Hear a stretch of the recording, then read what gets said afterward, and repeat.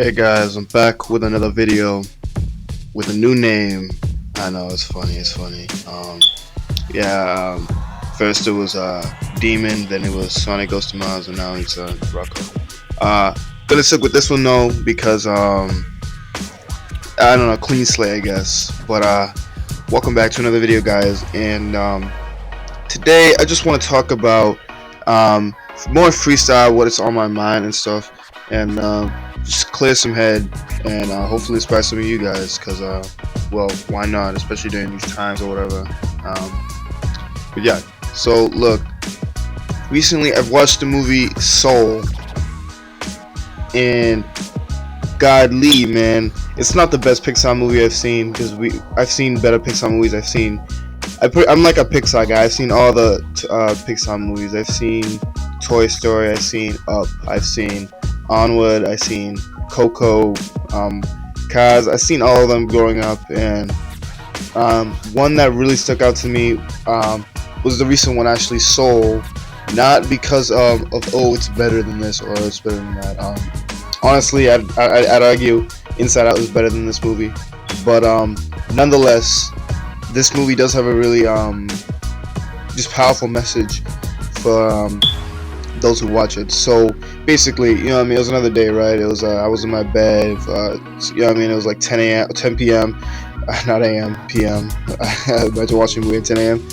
Who watches a movie out in the morning? I just don't understand that. Like, there's people who actually like wake up in the morning just to watch a movie, man. I don't know, I feel like that's the worst. I feel like the best time to watch a movie is the nighttime. You guys tell me when you watch a movie or when's the best time to watch a movie. But for me, I feel like the best time is nighttime, because that's when you're like settled, and that's when you have all the business out of the way, and you save the entertainment for last before you go to sleep or whatever.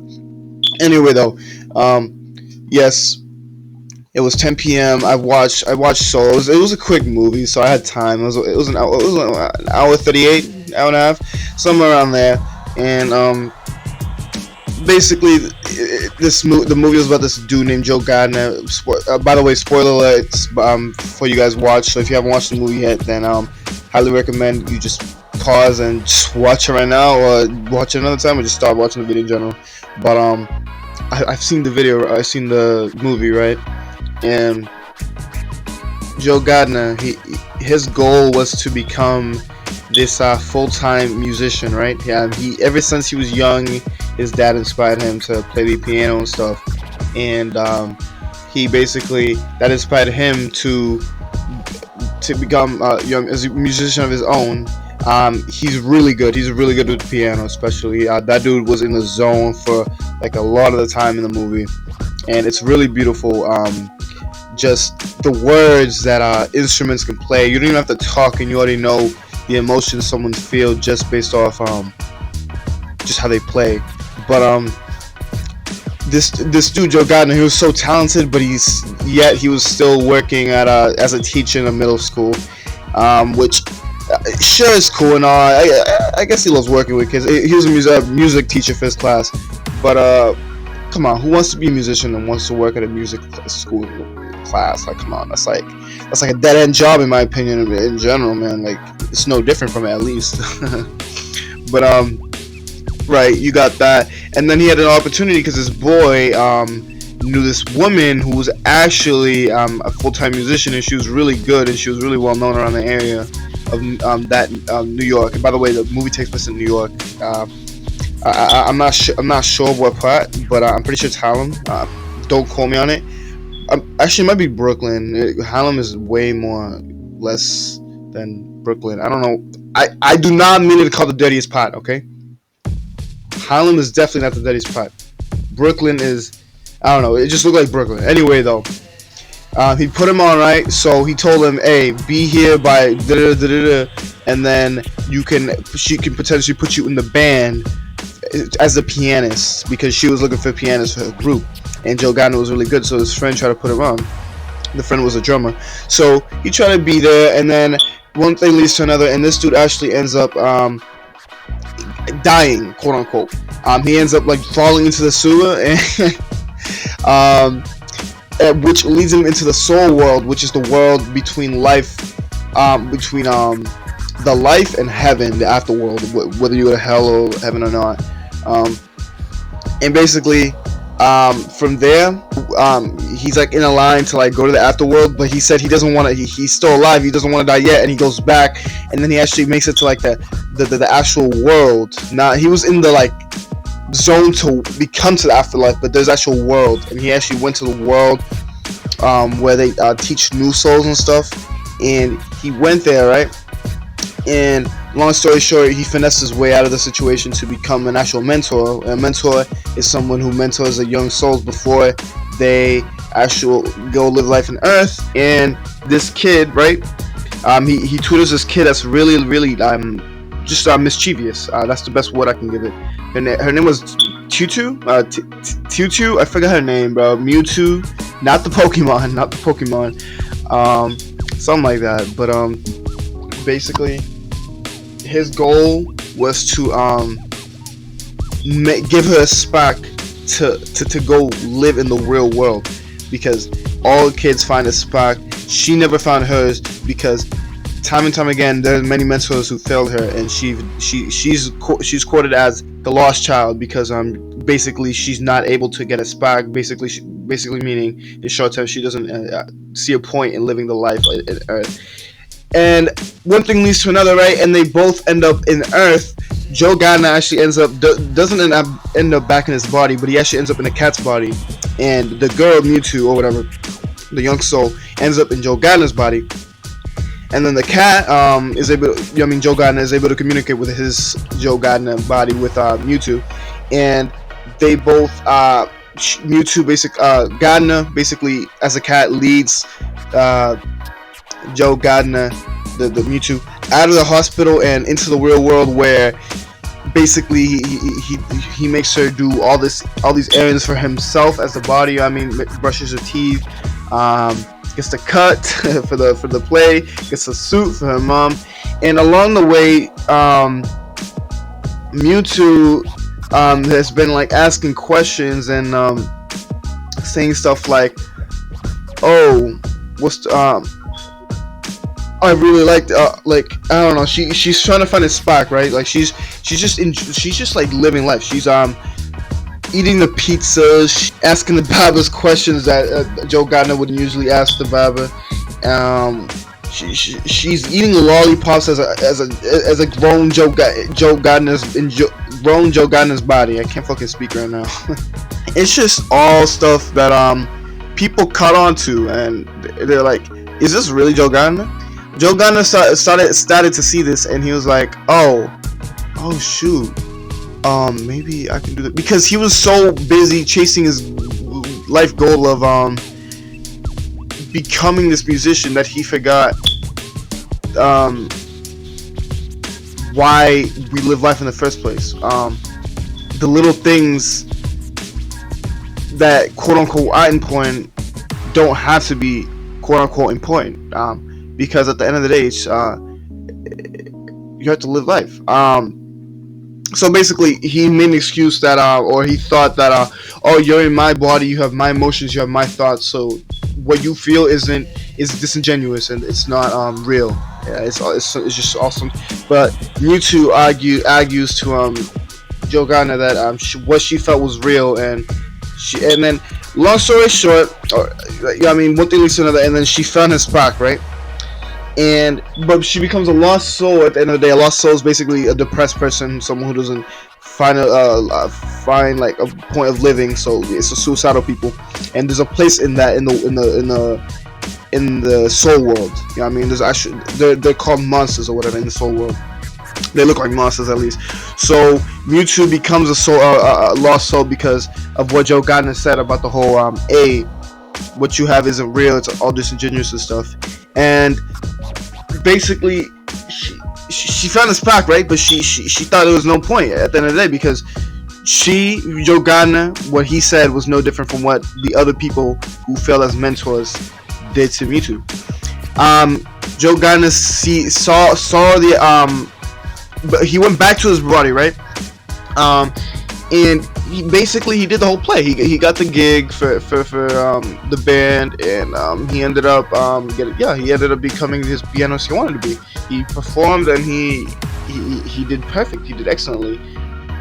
And then yet after that, I mean, that's the moment where everyone's supposed to clap and like be joyful for, you know, when the main character, the protagonist, reaches their goal and accomplishes it. But yet it didn't feel like it didn't feel like anything at all. Yes, he played and all, he got the gig and all, but it didn't feel like we didn't feel any huge accomplishment at the end of the day. Same for Joe Gardner and same for the viewers, audience. So I'm like, why is this? It's because the sour taste that we left with Mewtwo. Mewtwo is this lost soul, and at the end of the day, as a young soul she is, she knows more about living life than Joe Gardner did, because she wasn't caught up in all, oh, I need to become this to I need to have this purpose to be an important person. I need to live this life that I have to live to become more superior to someone else, because 9 times out of 10 you guys were pressured to do something because of peers, right? And that leads us to find goals that we're passionate for or we're not passionate for. Either way, chasing them up to the end to then, you know what I mean? Basically what I'm trying to say is that the journey, in my opinion, is more important than the actual goal. And Joe Gardner actually ended up going back to the soul world after being in the zone. Yes, being in the zone makes you end up in the soul world. And bada bing, bada boom, bada bing, and he ends up curing Mewtwo from this lost soul to a young soul ready to live life on Earth, right? He jumped with her to Earth, but he risked going to the afterlife for this, because the Watchers of the World said that he's like the missing count, and he needs to go to the afterworld. So bam, that's where they parted ways, and Mewtwo and Joe Gardner said their goodbyes, and Mewtwo started living life on Earth, but we didn't see that. And Joe Gardner wasn't aligned again to go to Afterworld, and this time he was ready because he knew that what life was. It wasn't just about reaching your goals and passion. It was also about enjoying it, having fun with it. And he ended up getting a second chance from the Watchers and to live life a second time. And he said that he's gonna live every moment of it. So with this, guys, I know I've just rambled a lot for like 13 minutes, but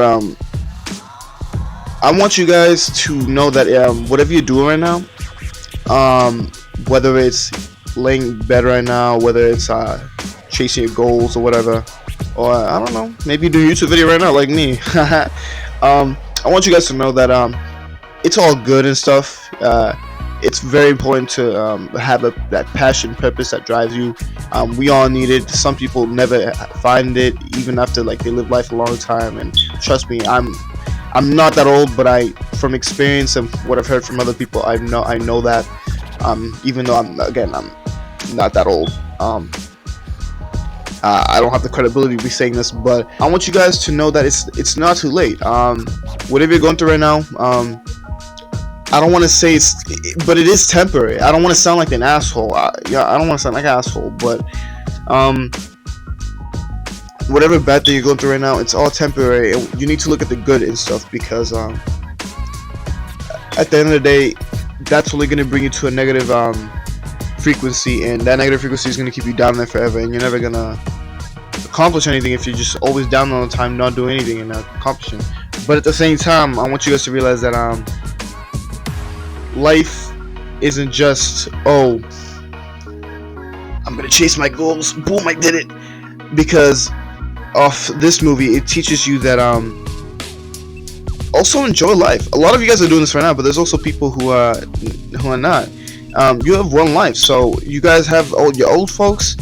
Make sure you fucking praise them every day. You guys have friends. Make sure you fucking hang out with them to the fullest. You guys have a dog. Make sure you fucking love that dog to the fullest. Walk him out, give him treats. You guys have stuff you love, bro. Make sure you fucking play that shit to the life, because at the end of the day, we only have one life, and it's not too late. Just because you have a bad relationship with someone, or you're not doing something that you love, and you're 50 years old, but you're still you're working a job you're not loving, you're not retired. It doesn't mean you can't, you know, do do the thing you want to do. I don't give a fuck if you're 40 years old and you never played basketball and you always wanted to, but you never could because you was trash. Well, hey, there you go. I want you to fucking pick up a basketball and play. It's never too late.